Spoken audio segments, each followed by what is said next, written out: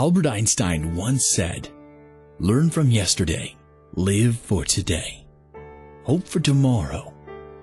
The important thing is not to stop questioning. What will education look like in the future? Will the focus change? What's the focus now? We know students learn in different ways, at different rates. But does your education system know this? Does one size really fit all? One way of learning, one pace to learn at, one venue to learn in. Should students be herded or heard? I want you to share with me a new vision, a new system, a system that is student-focused, driven by the needs of each student on an individual level. In a traditional setting, students are forced to learn at the pace of the entire class. Lectures are given to everyone in the same manner, and each student must follow along, confined to learn in the same way and in the same amount of time.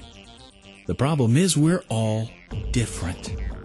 Even you and I learn differently. We have different interests, different motivations, and different strengths. In a traditional system, time is the constant, and learning is a variable.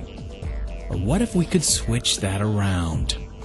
What if we could each learn in an environment that captures our attention, that speaks our learning language, that encourages us to move on only when we're ready, and from this vantage point, tackle our weaknesses and broaden our interests? We would both learn faster and more thoroughly. We would make greater progress in less time. And more importantly, we would learn to apply what we learned as a critical thinker, meaning we could conquer similar problems in the future more easily. Now learning is the constant, and time is the variable. An education model that focuses on the student's individual needs seems like an obvious approach. There must be some significant hurdles. Otherwise, wouldn't this already be implemented?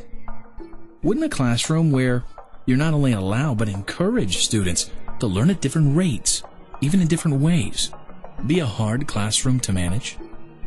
Perhaps in the past, but with the right education philosophy and today's technology, this hurdle can be overcome. Risk and educate create the synergy between philosophy and technology that offers a mature, learner-centric solution today. What is educate? I want you to imagine a system that gives a teacher the vantage point of an air traffic controller.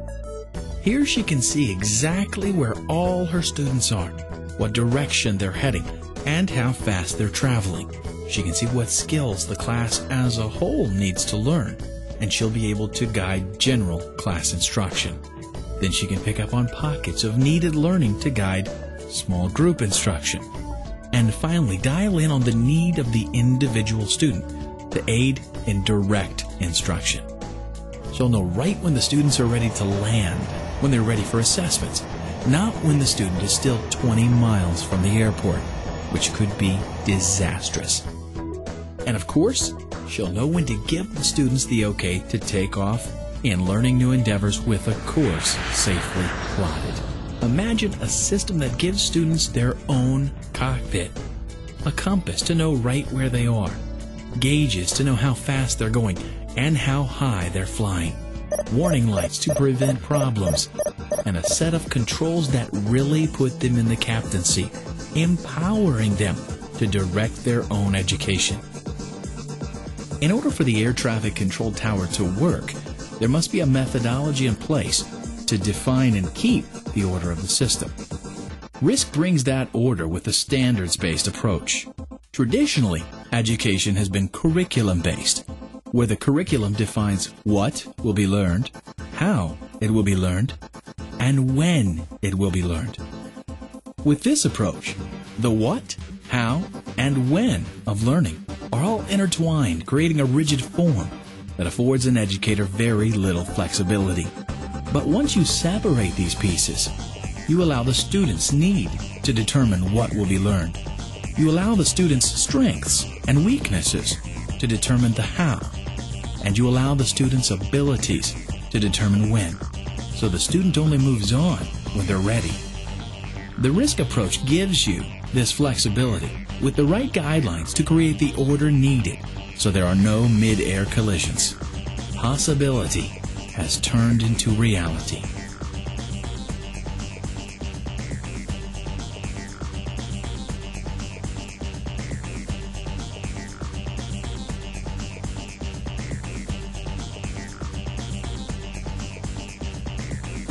It's time for a change.